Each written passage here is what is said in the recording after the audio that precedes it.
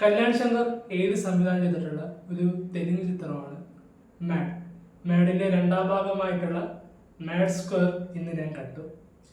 മാഡിലേക്ക് വന്നു കഴിഞ്ഞാൽ എനിക്ക് അത്യാവശ്യം ഇഷ്ടപ്പെട്ട ഒരു കോമഡി എന്റർടൈനർ തന്നെയാണ്. കാണുമ്പോൾ നമുക്ക് ടൈം പോകുന്നത് അറിയാതെ ഒരു സ്ട്രെസ് ബസ്റ്റർ എന്ന രീതിയിൽ കണ്ടിരിക്കാവുന്ന ഒരു ടൈം പാസ് ചിത്രമാണ് മാഡ്. മാഡിന്റെ രണ്ടാം ഭാഗം ഞാൻ പ്രതീക്ഷയോടെ കാത്തിരുന്ന ഒരു ചിത്രം തന്നെയാണ്.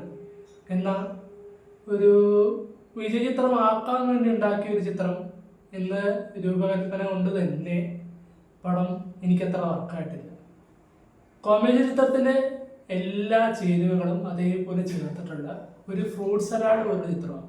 എല്ലാ ഫ്രൂട്ട്സും ഉണ്ട്, എല്ലാ രീതിയിലുള്ള കൊമേഴ്ഷ്യൽ എലമെന്റും ഈ പടത്തിനുണ്ട്. പക്ഷേ കോമഡി മാത്രമേ ഈ പടത്തിലില്ല.